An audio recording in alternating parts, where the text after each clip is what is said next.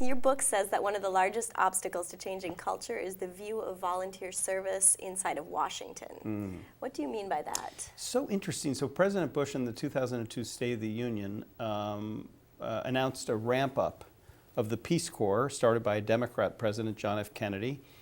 VISTA, started by a Democratic President, Lyndon Johnson. The Senior Corps, effectively started by Richard Nixon. And AmeriCorps, started by Bill Clinton. And a number of Republicans called the proposal to ramp up AmeriCorps obnoxious. Really? Yeah, and don't see any role at all for the federal government.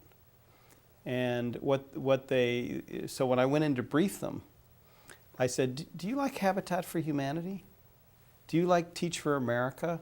Do you like, and I mentioned one organization, and the member said, oh, my wife is the co-chair of that organization.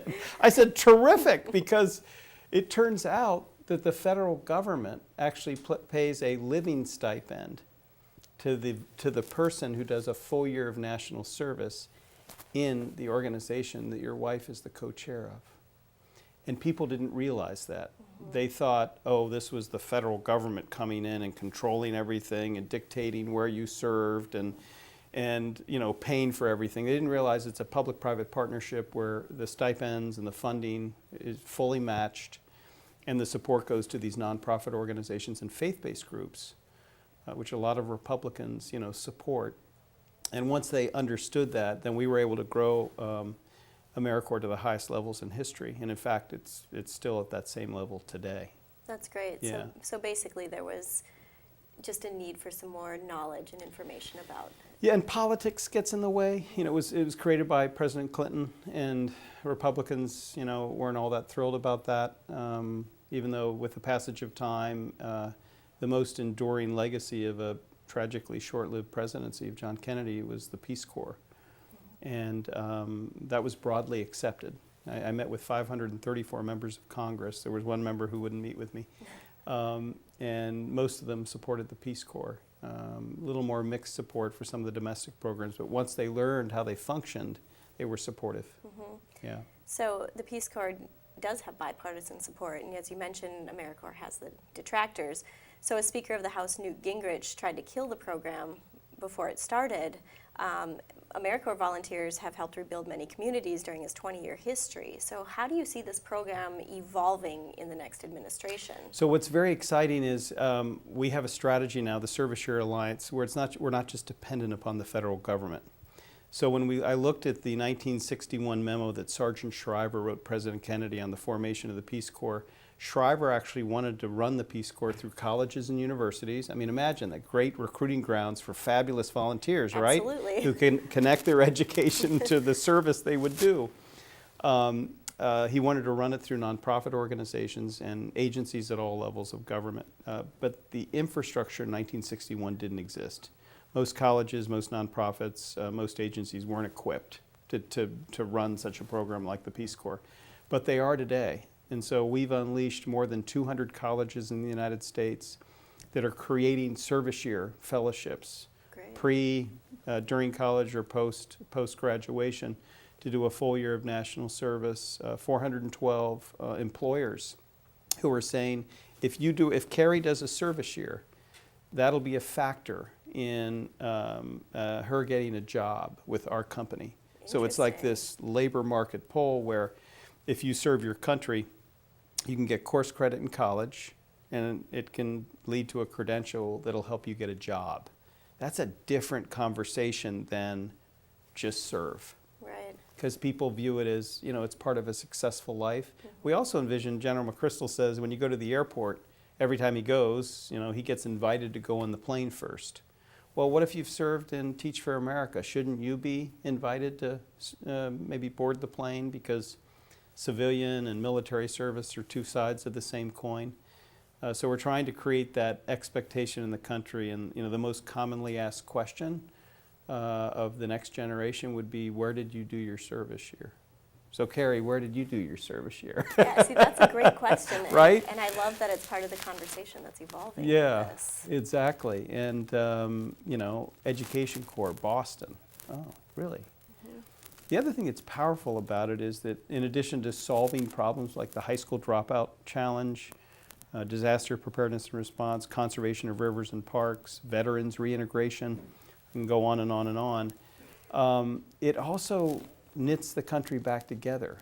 When I went and served through the Earth Conservation Corps, and I had the audacity to ask people's political affiliation, a lot of Democrats, a number of Republicans, and then there was a Tea Partier. And I said, what are you doing here? And he said, well, I actually believe in individuals, not government, but kind of big citizenship, right? Individuals stepping up and taking responsibility. And I thought, wow, this could really make a difference if we had large-scale national and volunteer service in the country where people got to know each other around solving problems together. I think you wouldn't have the tensions that you have in places like Ferguson and Baltimore and Charleston and Dallas, and I think those things would diminish over time. A common goal. Everyone's working toward the one common goal. Right. Or multiple common goals in a community with a view, like you said, that strengthening our community in multiple ways. Yeah. Yeah, that's great. We will return to our discussion with John Bridgeland, President of Civic Enterprises.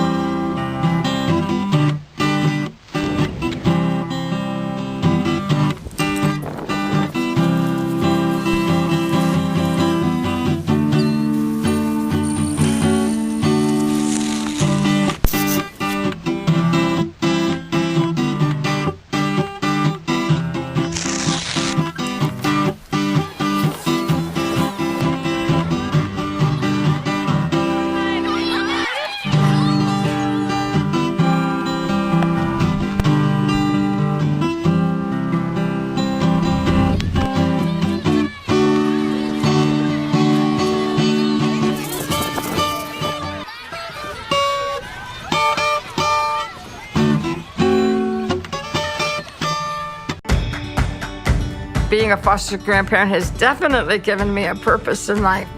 I love Grandma Lydia. My favorite thing about Grandma Kara is doing a lot of fun activities. Just been so happy, just so much more energy than being at home alone doing nothing but watching TV. It's the best part of my life. I'm a best student because of her. She helps me with reading sometimes. I am so proud of the work that I do here. Best part of being a foster grandparent volunteer, watching the light up in the kids' eyes. Couldn't be more satisfying. It makes a difference that you get involved with young people. Being a foster grandparent has been a wonderful, wonderful experience for me, and I'm not going to give it up. I'm living again, and the foster grandparent did that for me. Thank you, Grandma. Thank you, Grandma Carol. Thanks, Grandma Jan, for helping me. I'm Carrie Keenan here at Travel Television, and we're speaking to John Bridgeland, who created the Freedom Corps. His new book, Heart of the Nation, takes a deep dive into the history of the volunteer service and the presidency. John, can you share a few of the anecdotes that you've experienced while conducting research to establish the Freedom Corps? Sure. So I wrote this book because I had this experience on and after 9/11 where I charged our team to look at what had every president done on national service and volunteering. And what we discovered was that every single president, including William Henry Harrison, who gave the longest inaugural address and died from influenza 6 weeks later, had actually something important to say about the centrality of citizenship and service to the health of our democracy. And George Washington said that when we assumed the soldier, we did not lay down the citizen, and he and James Madison envisioned a national university that would educate generations of young people on the duties of citizenship. John Adams, who was the first occupant of the White House, and in his pajamas late one night, there's a fire down the street, private home. He goes rushing out in his pajamas to help fight the fire. I mean, there was that kind of spirit. Right. He said, when your duty to serve your country ends but with your life.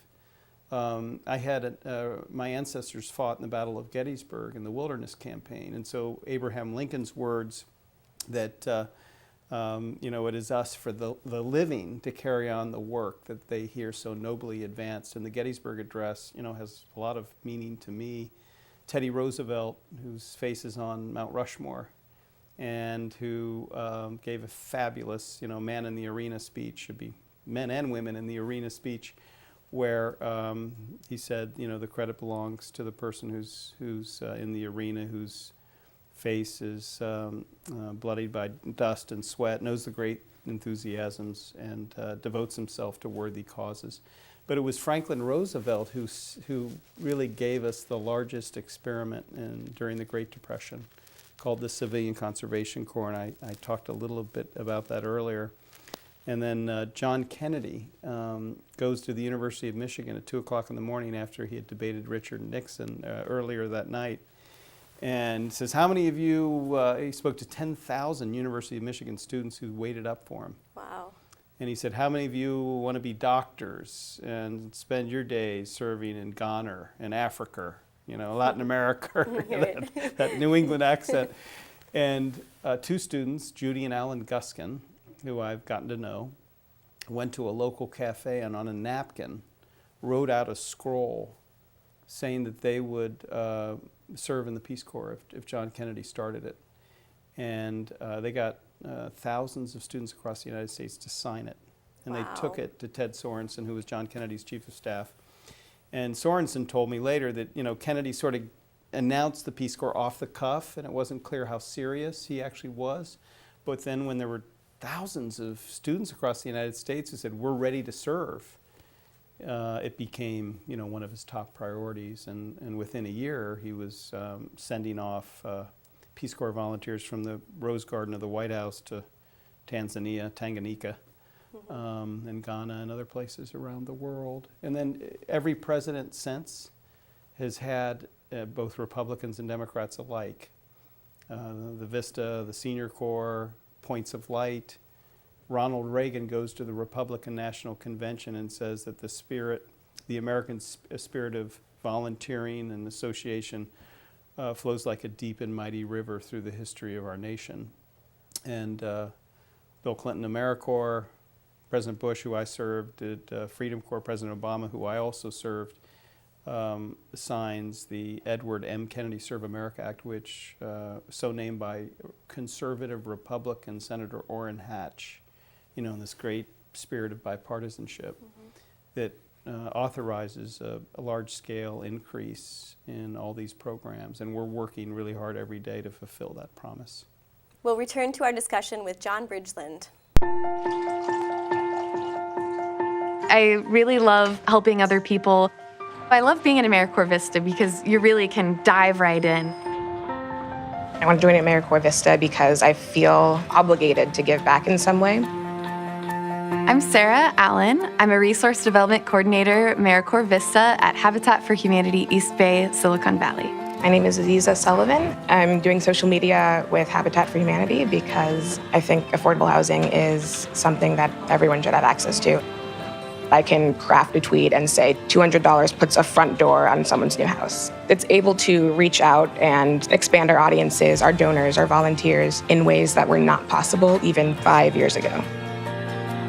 Our AmeriCorps Vista members are indispensable to our day-to-day work. Aziza Sullivan, this is her second year being with us as an AmeriCorps Vista, and she's come to us and brought so many new ideas that we've loved. Her sense for just understanding social media. I mean, she touches every single person in our organization, helps them understand how social media can benefit their program. Most people don't know Habitat for Humanity does home repairs for veterans in our community. Before we were doing the best with what we could, but AmeriCorps Vistas have been critical to developing our home repair program. I found that our biggest roadblock was doing outreach. With Sarah's help, we've been able to reach veterans in a really sensitive and specific way, and we're seeing that bear out.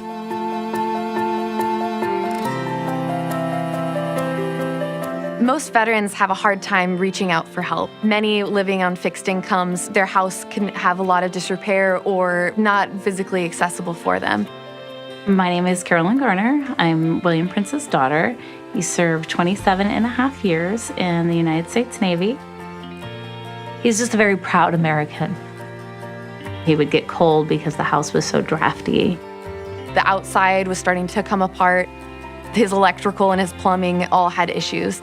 We found a flyer that had listed the programs that they had offered. Habitat came in and did far more than we ever imagined. They came to help a veteran. Our entire family is thankful for everything that Habitat has done. Habitat is always going to be very near and dear to my heart. I believe deeply in the mission that having a decent place to live can really transform your life. AmeriCorps Vistas make Habitat's mission possible.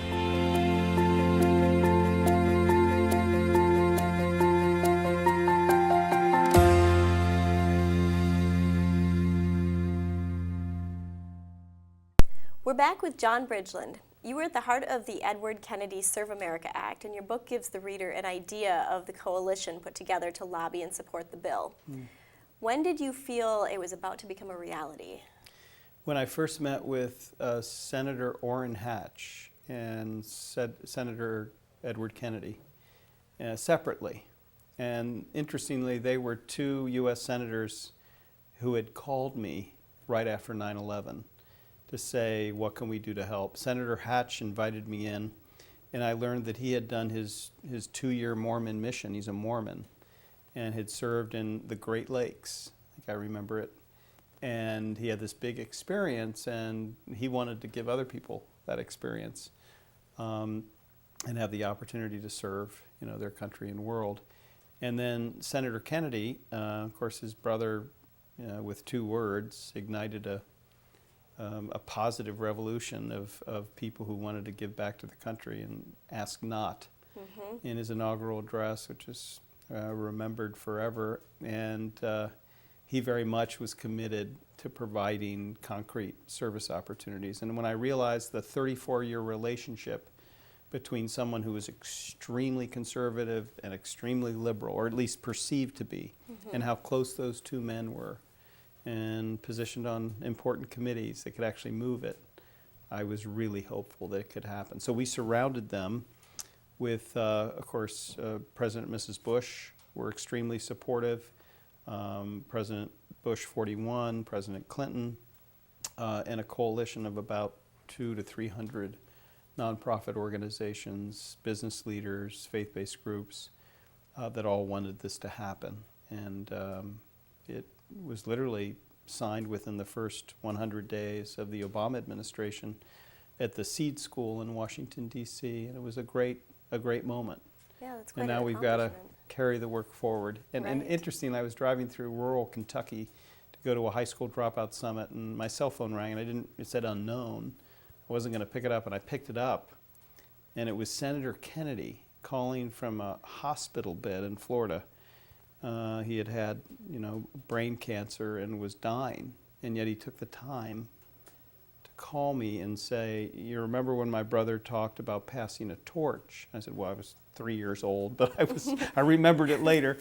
And he goes, we really blowtorch this thing. And he let out this booming laugh, and we had the best time, and I thought, what an American hero. And to this day, I still work with Senator Hatch, Senator McCain, and all these American heroes who are trying to make service part of the culture for millions of people. Right.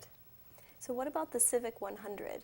Can you talk a little bit about that? So yes, a couple of things. One, we wanted to create America's Civic Health Index. So I worked with this Harvard professor, Robert Putnam, who wrote a book called Bowling Alone, who was at John Kennedy's inaugural with a woman who would later become his wife. And he reports that when Kennedy said, ask not, what your country can do for you, ask what you can do for your country. He felt like he was personally talking to him as somebody who was there. But he goes on to write a book showing that we blew it as a country, and that all the indicators of our civic life, social trust, institutional trust, volunteering, charitable giving, community project, political understanding, dropped precipitously. So we created something called America's Civic Health Index to enable states and counties and cities to measure how they're actually doing on these really important indicators of our functioning as a democracy and our strength as communities. And as part of that, we created, through the National Conference on Citizenship, America's Civic 100, which ranks companies that have made institutional changes in their policies and practices to strengthen civic life. One example is some companies do dollars for doers.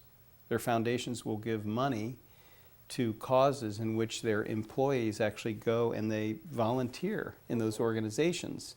And they do that because they want to ensure that the organizations are actually, doing a good job with the investment and marrying volunteers with resources.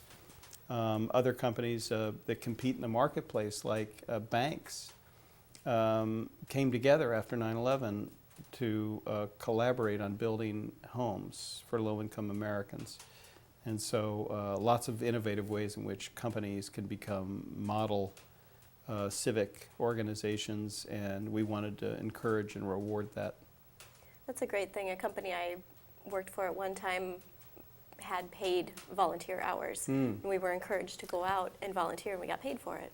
Well, that's so interesting. We had a number of companies that's one of the criteria is that if you actually incent volunteering, or you give days off. Yes, that was more what it was. Days off to actually, so not paying volunteers, but saying you can have a certain number of days off to improve your community. In fact, it was one of the banks in Charlotte gave 6 days off for employees to mentor and tutor students in the Charlotte-Mecklenburg schools. And of course, in addition to those 6 days, they were going after work and on weekends and making big inroads in addressing the high school dropout challenge.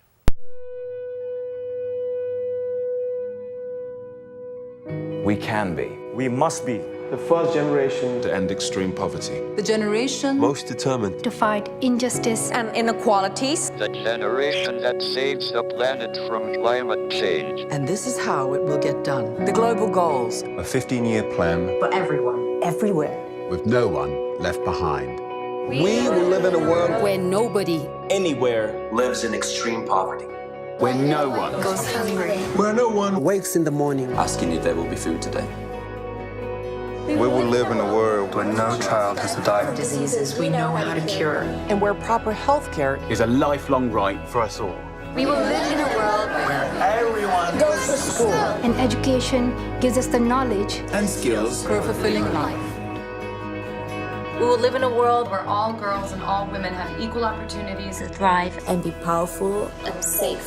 We cannot succeed if half the world is head down. We will live in a world Where all people can get clean water. And proper toilets at home, at school, and at work.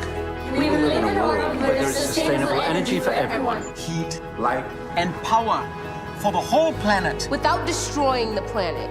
We'll live in a world where economies prosper. And new wealth. Leads to decent jobs For everyone. and we will live in a world where our industry, our infrastructure, and our Best innovations. Are not just used to make money, but to make all our lives better. we will live in a world Where prejudices and extremes of inequality Are defeated. Inside our countries and between different countries. Where people live in cities and communities that are safe, progressive, And support everyone who lives there. where we replace What we consume. Planet where we put back what we take out of the earth. We live in a world that is decisively rolling back from climate change. where we restore and protect the life in our oceans and seas. will restore and protect life on land. The forests, Animals. The earth itself. with peace between and inside countries. Where all governments are open. And answer to us for what they do at home and abroad. And the justice rules. With everyone equal before the law. Where all countries and we their people Work together. partnerships of all kinds To make these goals a reality.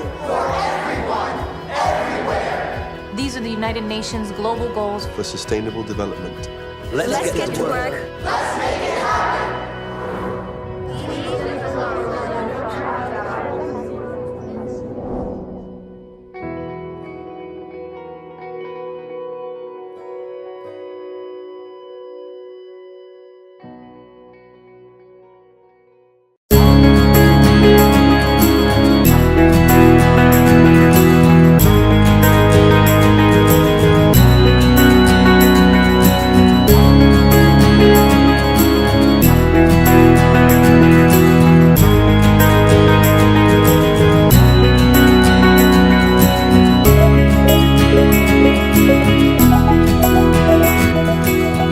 This is where you come in to help make a difference.